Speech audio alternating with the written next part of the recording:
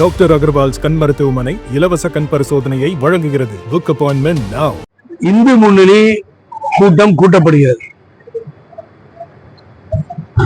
திராவிட இயக்கம் தோன்றியதிலிருந்து இதுவரை நாம் கண்ட தலைவர்கள், தந்தை பெரியார் அதற்கு எதிர்ப்பாக இருந்தார், பேரறிஞர் அண்ணா அந்த கொள்கைகளுக்கு எதிர்ப்பாக இருந்தார், புரட்சி தலைவர் எம்ஜிஆர் அம்மான்னு யாரும் அதுல போய் கலந்துக்கிறது இல்லை. அந்த நிகழ்ச்சிகள்ல நமக்கு சம்பந்தமும் இல்லை. இது திராவிட ஐடியாலஜியில நம்ம ஊடி வந்த நம்ம கடைபிடித்த விவகாரம்.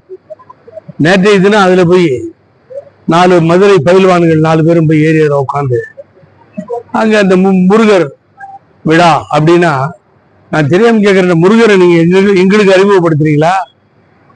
கோடான கோடி மக்கள் தங்களை வருத்தி கொண்டு வழியெல்லாம் நடந்து பழனிக்கு தைப்பூசம் போறதை பார்க்கிறோம். சூரிய சமகாரம்னு சொல்லி திருச்செந்தூர்ல கோடான கோடி மக்கள் கூடுறதை பார்க்கிறோம்.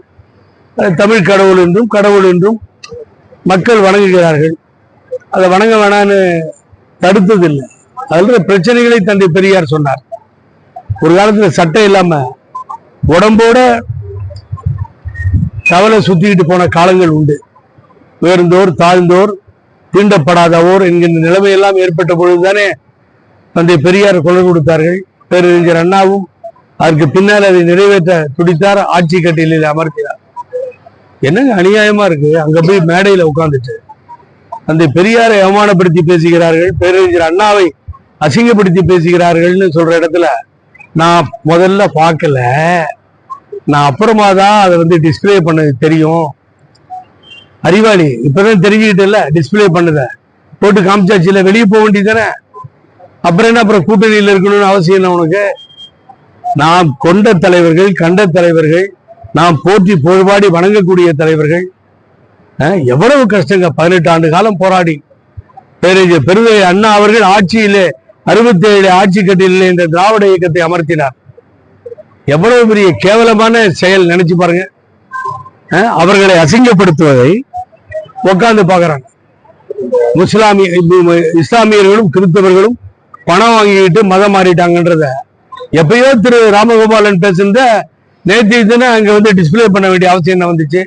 அது கோர்ட்ல உறுதிமொழி கொடுத்து இது முருகருக்காக எடுக்கப்பட்ட மாநாடுன்னு சொன்னா, நான் இப்ப தெரியாம கேட்கறேன். இப்படி வச்சுக்கோ, இப்போ முருகன் கடவுளுக்குன்னு ஒரு மாநாட்டை நீங்க கூட்டினீங்க, எங்களுக்கு எல்லாம் தெரியாத கடவுளை அறிமுகப்படுத்திட்டீங்க, ரைட்டு.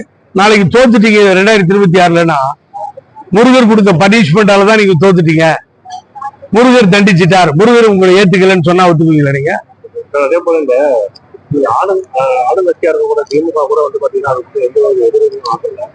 ஏன்னா இது என்னன்னா முருகர் மாநாடுன்னு சொல்லிட்டு அரசியல் பேசப்பட்டது, பெரியார் உள்ளிட்டவர்கள் தொடர்ந்து தலைமுறை பேசினது, அரசு சைடு ஒரு நடவடிக்கை இல்ல. நேற்று அது மிஸ்டர் ஆர்.எஸ். பாரதி அதுக்கு பதில் சொல்லி இருந்தது.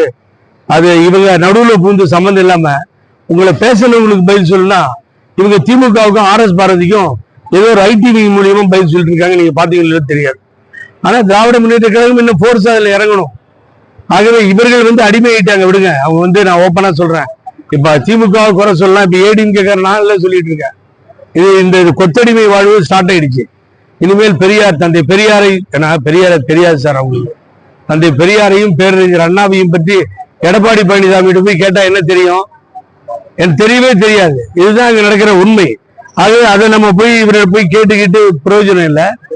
ஆகவே வர தேர்தல் 2026ல தமிழக மக்கள் நிச்சயமாக பாடம் போட்டு வர. நான் சொல்றேன், பழனிசாமிக்கு இவங்களுக்கு எல்லாம் சொல்லிக் கொடுக்குறேன். என்ன தெரியுங்களா? 60 வருடங்கள் நிறைவு பெற இருக்கிறது. திராவிட இயக்கங்கள் மாறி மாறி ஆளுகிறது. தந்தை பெரியாரும் பேரறிஞர் அண்ணாவும் ஊற்றுவித்த அந்த கொள்கையிலே நாங்கள் உறுதியாக இருக்கிறோம். தந்தை புரட்சி தலைவர் எம்ஜிஆரும் அம்மாவும் அப்படித்தான் வழி நடத்தினார்கள். இதுதான் நடந்துட்டு போயிட்டு இருக்கு.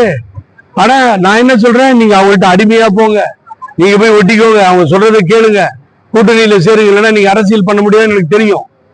ஆனா நாம் கண்ட தலைவர்களை கேவலமா பேசுறத வேடிக்கை பார்க்கறதுங்கிறது எந்த விதத்துல சார் நியாயம்? நீங்க சொல்லி பார்ப்போம். பண்டாரங்கள் மாளிகையில் பகுத்தறிவுக்கு என்ன வேலை? சொல்லுங்க, பண்டாரங்கள் மாளிகையில் பகுத்தறிவுக்கு என்ன வேலை? டாக்டர் அகர்வால்ஸ் கண் மருத்துவமனை இலவச கண் பரிசோதனையை வழங்குகிறது. Book appointment now.